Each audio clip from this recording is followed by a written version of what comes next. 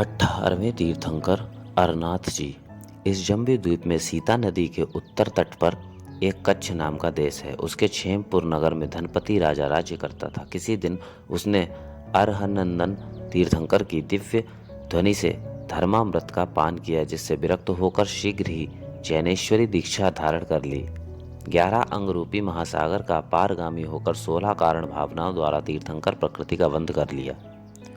अंत में प्रायोपगमन संन्यास के द्वारा मरण करके जयंती विमान में अहमिंद्र पद प्राप्त किया।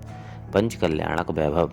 इसी भरत क्षेत्र के कुरुजांगल देश में हस्तिनापुर नगरी है। यहाँ सोम वंश में उत्पन्न हुए काश्यप गोत्रीय राजा सुदर्शन राज्य करते थे। उनकी मित्रसेना नाम की रानी थी। रानी ने रत्न वृष्टि आदि देव सत्कार पाकर फाल्गुन कृष्ण तृतीया के दिन गर्भ में अहमिंद्र के जीव को धारण किया। उसी समय देवों ने आकर गर्भ कल्याणक महोत्सव मनाया। रानी मित्रसेना ने नव मास के बाद मगशिर शुक्ल चतुर्दशी के दिन पुष्य नक्षत्र में पुत्र रत्न को जन्म दिया। देवों ने बालक को सुमेरु पर्वत पर ले जाकर जन्माभिषेक महोत्सव करके भगवान का अरनाथ नाम रखा।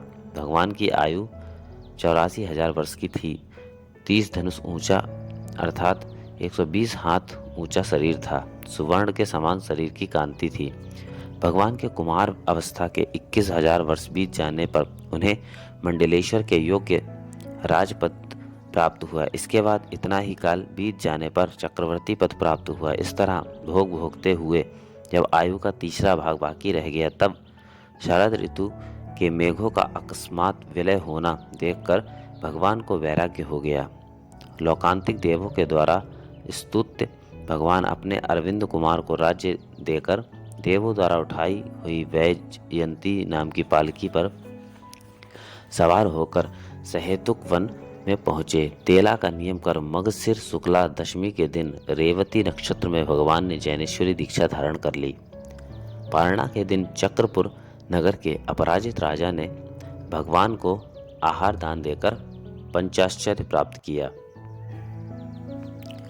जब भगवान के छद्मस्त अवस्था के 16 वर्ष बीत गए, तब वे दीक्षा वन में कार्तिक शुक्ल दशमी के दिन रेवती नक्षत्र में आम्र वन के नीचे तेला का नियम लेकर विराजमान हुए और घातियों कर्मों का नाश कर केवली बन गए। देवों ने आकर संवत्सरण की रचना करके केवल ज्ञान की पूजा की। भगवान के संवत्सरण में 30 गणधर, 50,000 मुनि, 60,000 आरिकाएं, 1,60,000 श्रावक, 3 लाख श्राविकाएं, असंख्यात देव देवियां और संख्यातो तिर्यंच थे। इस तरह 12 सभाओं से घिरे हुए भगवान अरनाथ ने 20,984 वर्ष केवली अवस्था में व्यतीत किए।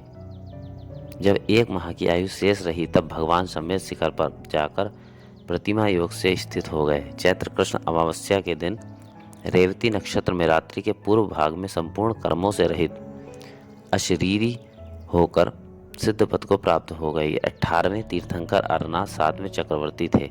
तीर्थंकर से पूर्व तीसरे भव में ये भगवान धनपति नाम के राजा थे।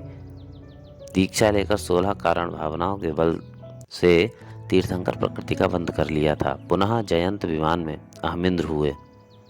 वहां से आकर अरनाथ तीर्थंकर हुए हैं। इनका मत्स्य का चिन्ह है। इन अरनाथ के भी गर्भ, जन्म, तप और केवल ज्ञान ये चारों कल्याणक हस्तिनापुर नगर में ही हुए हैं। इनको मुक्त हुए लगभग 100 अरब 65,86,500 वर्ष व्यतीत हो चुके हैं। यह 18वें तीर्थंकर अरनाथ भगवान सदा हम सबकी रक्षा करें।